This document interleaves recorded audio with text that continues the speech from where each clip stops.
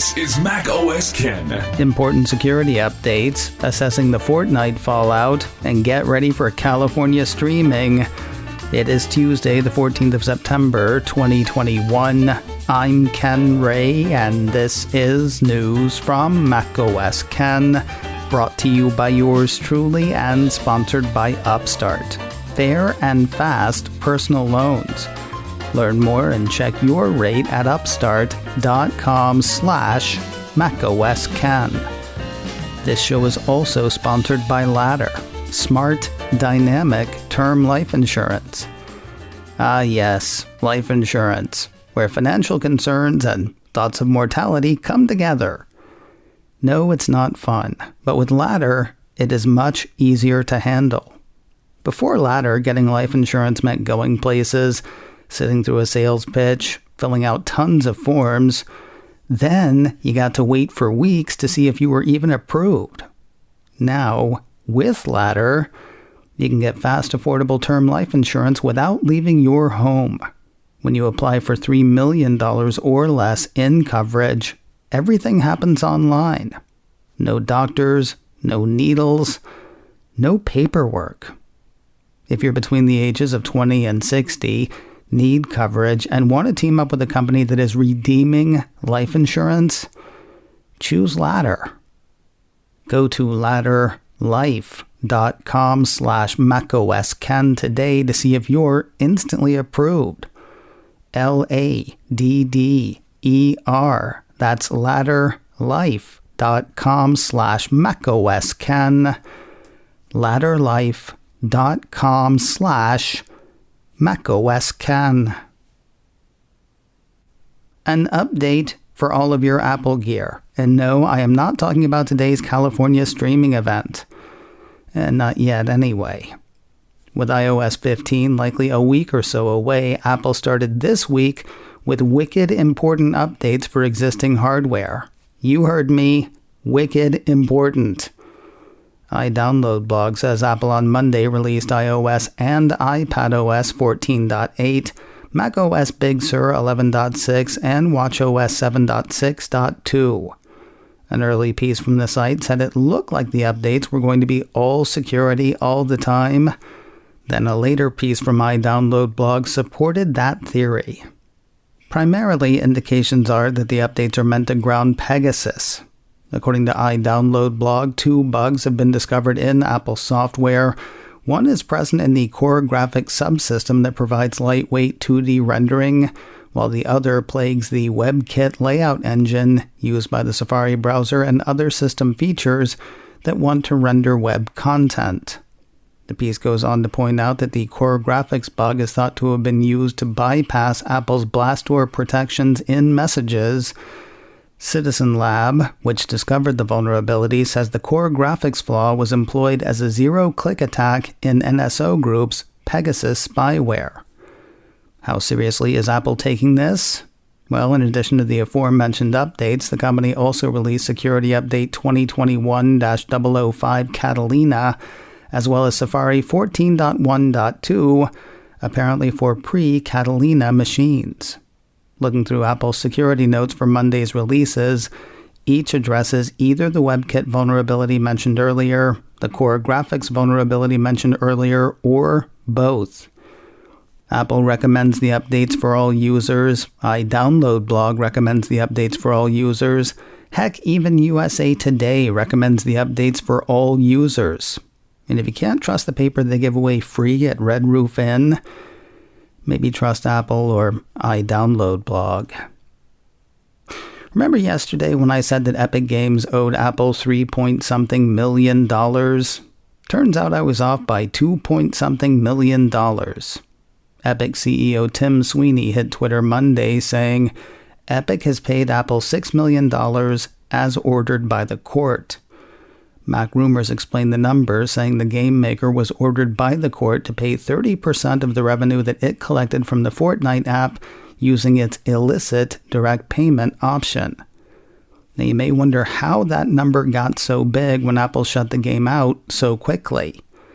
Mac Rumors explains that too, saying though Apple removed Fortnite from the App Store shortly after Epic violated the in-app purchase rules, Epic Games was still able to collect payment from customers that had already installed the app and were actively using it. During the time period that the app was available prior to a Fortnite update that made it unusable, Fortnite made $12,167,719. While math is not my forte, that math sounds wrong. Once again, Mac rumors to the rescue. Epic Games was forced to pay 30% of the $12 million total that was collected between August 2020 and October 2020, plus 30% of revenue collected from November 1st, 2020 through the date of the judgment, in addition to interest, which is where the $6 million fee comes from. While $6 million is not going to hurt Epic, the changes in the App Store are not going to hurt Apple. That's the thinking of Morgan Stanley analyst Katie Huberty. Philip Elmer DeWitt's Apple 3.0 ran part of a note she wrote on the issue. Boiling it down, she thinks having users exit the app to enter payment information, or even doing so within the app if that becomes possible, those things create friction for the user. According to her note, very few of the 30 million plus app developers can afford to introduce friction to customer acquisitions and payments, nor do they have the brand, credibility, and marketing budget to drive customers direct to their websites or other in-app direct payment platforms. At the same time, consumer purchasing habits are difficult to change, and few consumers have the ability to manage multiple direct accounts and payment platforms. Basically, Huberty doesn't think most developers will try it, nor does she think most consumers would go for it. But even if developers did and consumers did, it would be less of a dent to Apple than a ding or maybe a scratch. According to her estimates, if Apple were to lose all revenue from the top 20 app developers globally, it equates to 2% of revenue and 5% of earnings per share in a worst-case scenario. Huberty has an overweight rating on Apple's shares. Her price target on the shares is $168. In agreement with the Hube is Wedbush analyst Daniel Ives. Over the weekend, Apple 3.0 ran part of a note he wrote wherein he gave the Epic ruling the briefest of mentions. Worst case scenario, he sees a bigger hit to revenue, 3% to Huberty's 2%, but a smaller hit to earnings per share, 4% to Huberty's 5%. Again, though, that's worst case scenario. His expectation, according to his note, this will be closer to about a 1% revenue and earnings per share headwind the next few years, given we believe the vast majority of consumers will continue to use the App Store for in-app purchases. Why bother issuing an Epic note so short on Epic information? Because the note was really about the California streaming event, particularly the iPhone Apple is more than likely to introduce today. Agreeance is a word, by the way, now rare, according to dictionary.com, and obsolete, according to yourdictionary.com, but it is a word, one that I've used for years, one that I've worked to bring back into vogue, one that deserves its due. If we are in agreeance, try using it. See what happens. More news in a moment, but first a word from Upstart. Fair and fast personal loans. Are you carrying a credit card balance month after month? You're not the only one. High interest rates make it hard to pay off your debt, but Upstart can help. Upstart is the fast and easy way to pay off your debt with a personal loan, and it's all handled online. They look at more than just your credit score, factoring in income and employment history. That lets them offer smarter rates with trusted partners.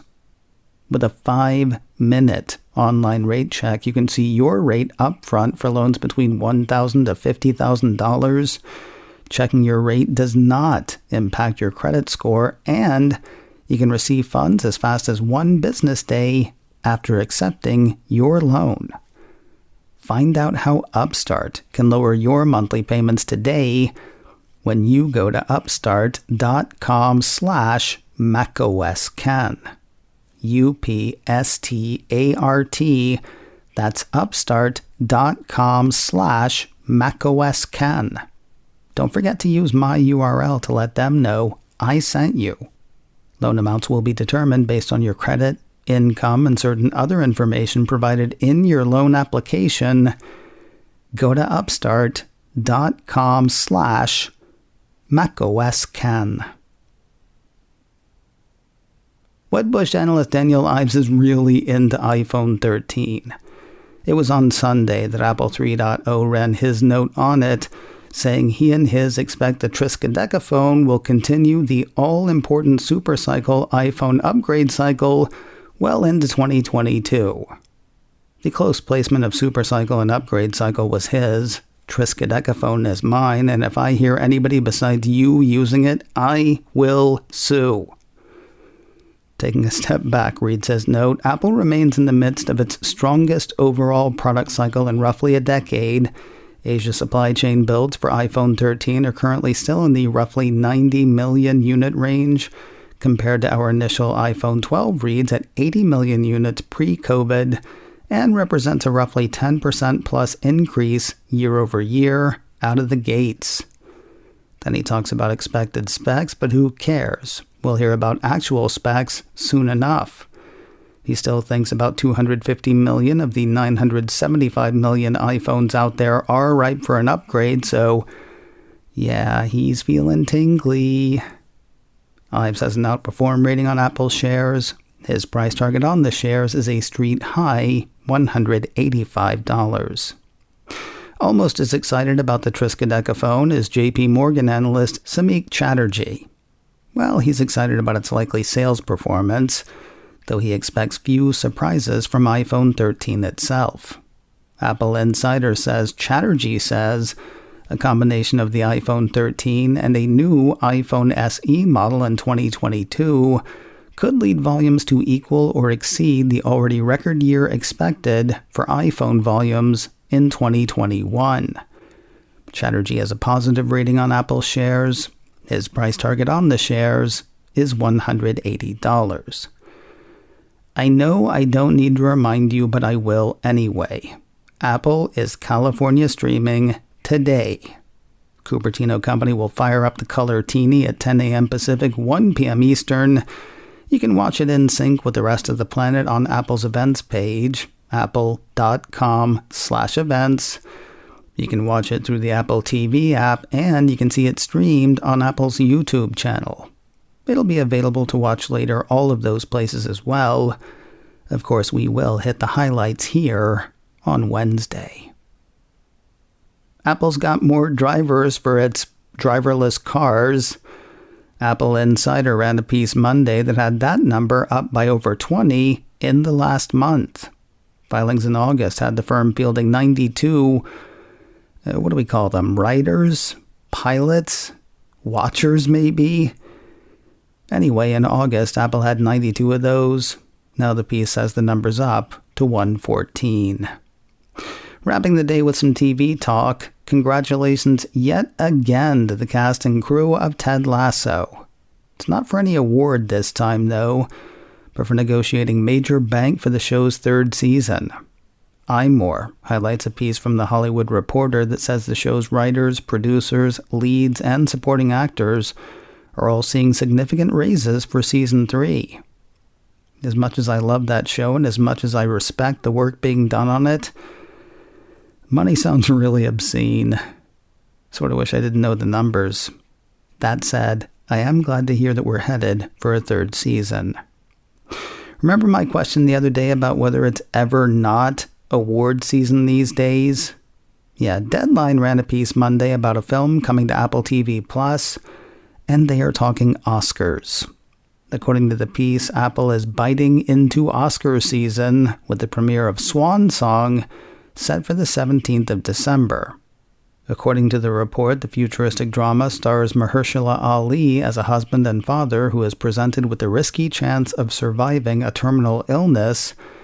Naomi Harris, Glenn Close, Awkwafina, and Adam Beach star with him in a drama written and directed by Benjamin Cleary, the Irish filmmaker whose 2015 short film, Stutterer, won the Oscar.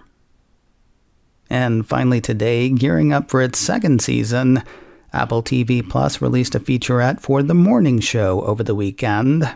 According to the Mac Observer, stars of the show, including Jennifer Aniston, Reese Witherspoon, and Karen Pittman, as well as director Mimi Leder, give an insight into what viewers can expect. What viewers can expect is fallout from the show's explosive Season 1 finale. The show will also deal with issues of racism and, at the very least, touch on COVID-19. Season 2 of The Morning Show starts this Friday, the 17th of September. Between now and then, you can catch the featurette on YouTube. macOS Ken, brought to you by me and sponsored by Ladder, smart, dynamic term life insurance. Learn more at ladderlife.com/macOSKen. This show is also sponsored by Upstart, fair and fast personal loans. Learn more and check your rate at upstart.com/macOSKen. Advertising handled by Backbeat Media, online at backbeatmedia.com. You can reach me a couple of ways. Info at macosken.com or call 716-780-4080. Enjoy today's California streaming. Until next time, that is news from macOS Ken. I'm Ken Ray.